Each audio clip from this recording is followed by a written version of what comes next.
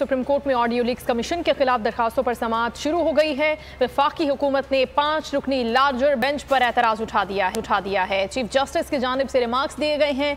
Bench पर एतराज का आपको पूरा मौका दिया जाएगा। मुनासिब यही है कि आप इस मुकदमे को ना सुने। अटॉर्नी जनरल की जानिब से ये कहा गया है। तैयब बलोच हमें अपडेट करेंगे। जी तैयब।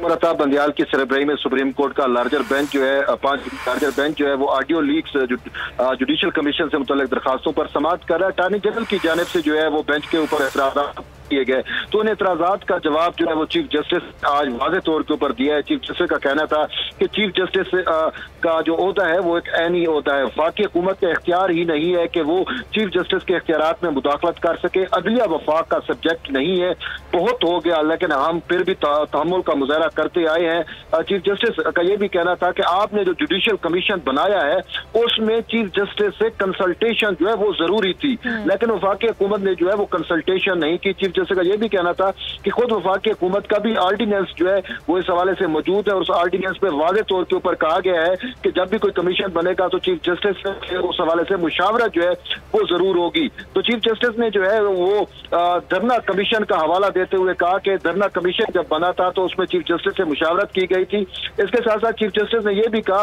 कि प्रोसेस जो किया गया है जुडिशल कमीशन के तश्कील का उसमें को जो है उसमें चीफ जस्टिस को जो है वो नजरअंदाज किया गया, उसके इख्तियारात को नजरअंदाज किया गया। तो चीफ जस्टिस ने यह भी कहा कि इससे पहले आप खुद रिकॉर्ड देख लें कि 3 जुडिशल कमीशन जो है वो बाईपास करके कमीशन बनाए जो है वो भी हमने फिर विथड्रॉ करा दिए। तो इसके साथ चीफ जस्टिस ने यह भी कहा कि ये अदलिया की आजादी का मामला है और इसलिए हम इस पर कोई समझौता करने को तैयार नहीं है।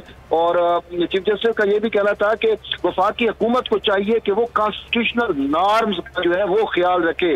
175 आर्टिकल 175 को नजरअंदाज नहीं किया जाना चाहिए।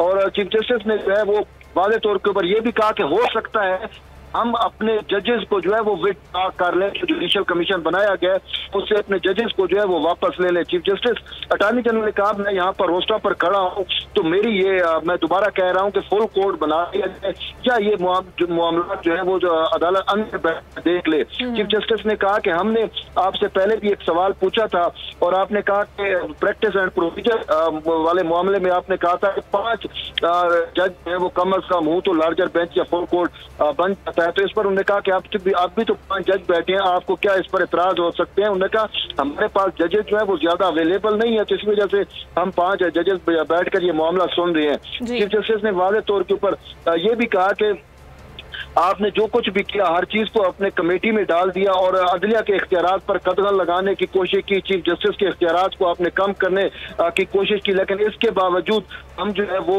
वफाकी हुकूमत का भी एहतराम करते हैं और आपका भी एहतराम करते हैं। लेकिन हम ये आपको बता देना चाहते हैं कि अदलिया आजादी के ऊपर जो है वो किसी किस्म का कोई समझौता हम करने को तैयार नहीं होंगे। चीफ जस्टिस ने आज एक अहम और रिमार्क्स भी दिया। चीफ जस्टिस का कहना था कि सानिया 9 मई का मैं समझता हूं कि जो फायदा है वो किसी हद तक अदलिया को भी हुआ, क्योंकि सानिया 9 मई से पहले अदलिया के ऊपर बेजा तनकीद हो रही थी, लेकिन अब वो तनकीद जो है वो खत्म हो गई है। तो ये कहना था चीफ जस्टिस का। और यूं जो अटॉर्नी जनरल की इस्तदा थी फुल कोर्ट या लार्ज बनाने की, वो इस्तदा जो है वो वाज़े तौर जो है वो की जानिब से मुस्तरद कर दी गई है। और अब अटॉर्नी जनरल के बाद जो है वो शुएब शाहीन अपने दलाइल का जो है वो दलाइल दे रही है। जी।